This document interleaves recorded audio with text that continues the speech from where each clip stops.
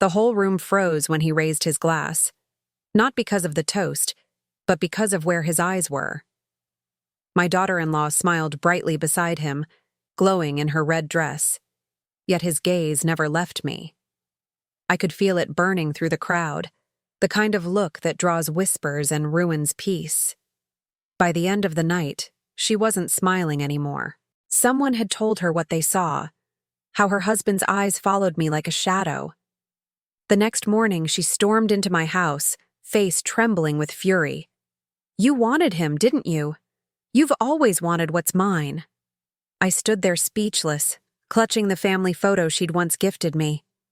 She didn't know the truth about why her husband couldn't stop looking at me, because what he saw wasn't desire. It was guilt.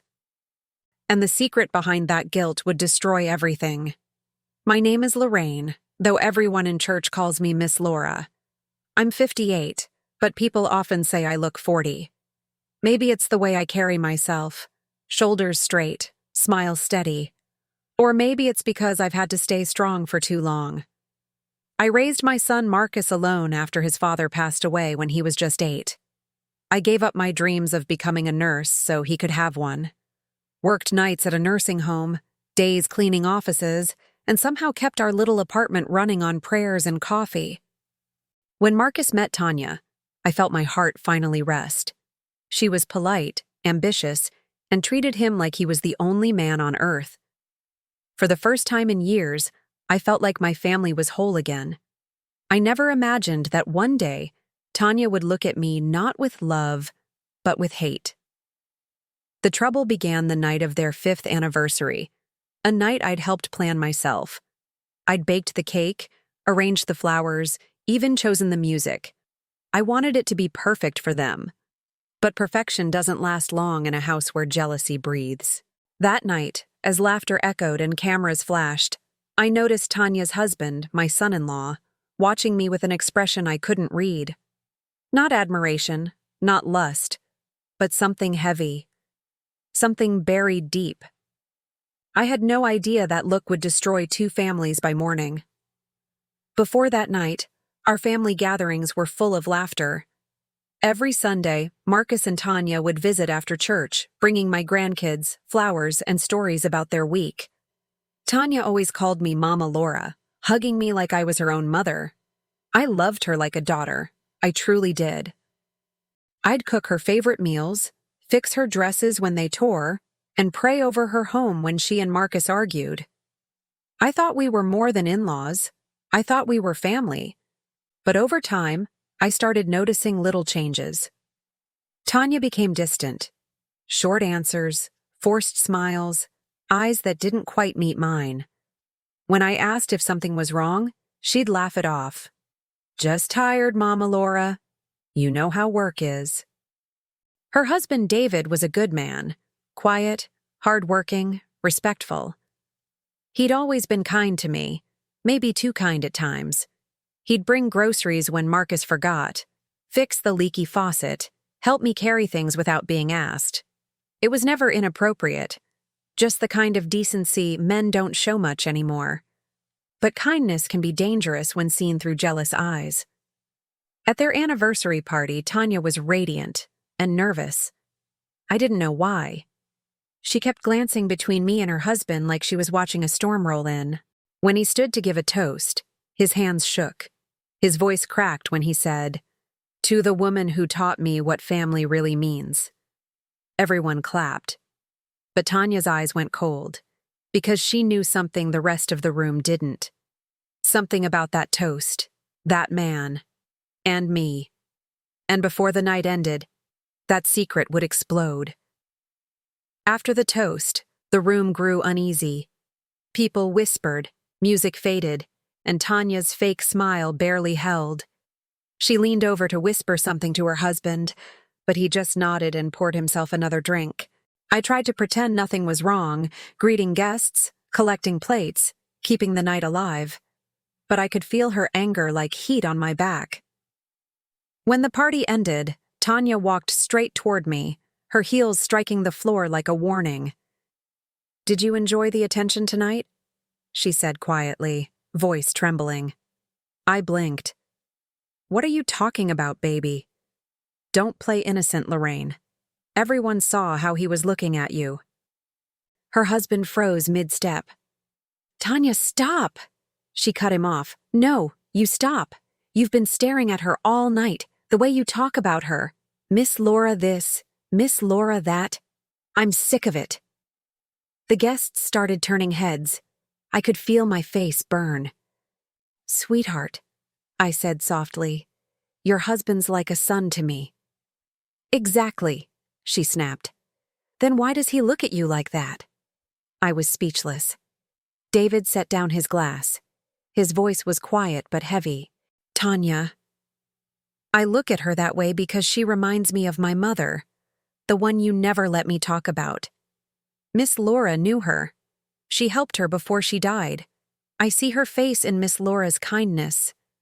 The room fell silent. Tanya's mouth opened, but no sound came out. He turned toward me, eyes full of pain. I didn't mean to disrespect you, ma'am. I just never thanked you for what you did for her. You were the only one who sat by her hospital bed when my own family didn't. Tears blurred my vision.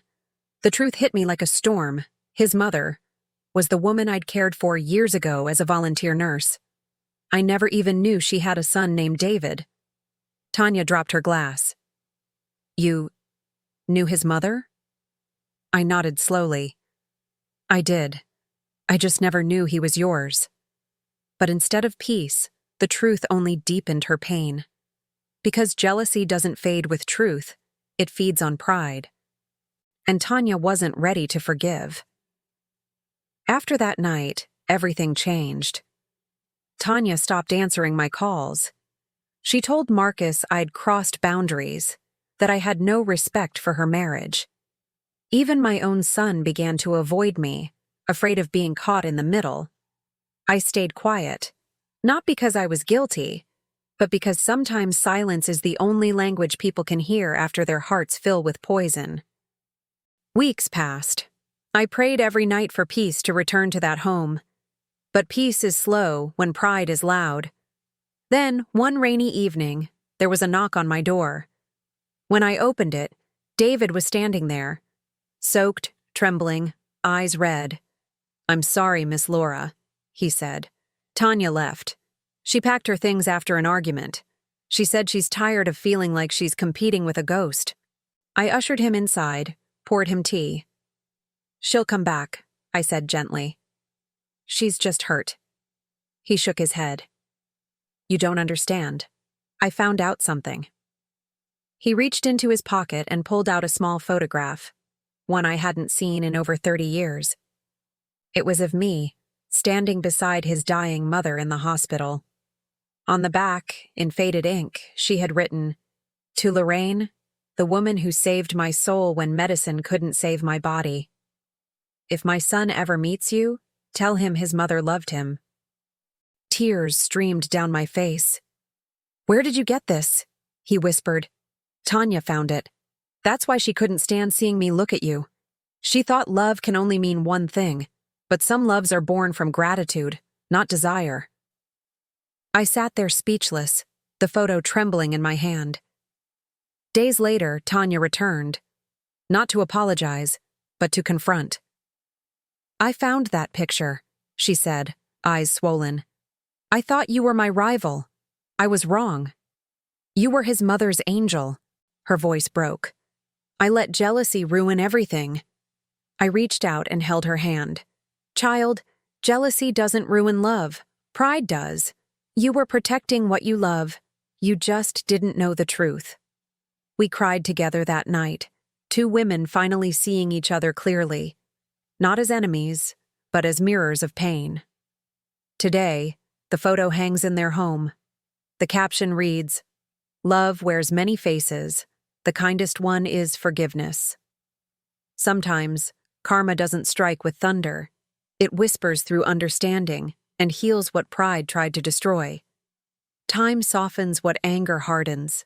Months later, I watched them renew their vows. Simple ceremony, no crowd this time. Tanya slipped her hand into mine before walking down the aisle. That single gesture told me everything. She had forgiven, and maybe she had forgiven herself too.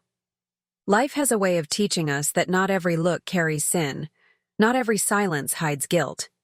Some stories just take a little longer for the truth to speak through. I still keep that photo on my dresser. When I see it, I remember the faces of two women bound by the same lesson. Love is not possession, it's grace. So, when people misjudge you, don't fight to prove them wrong.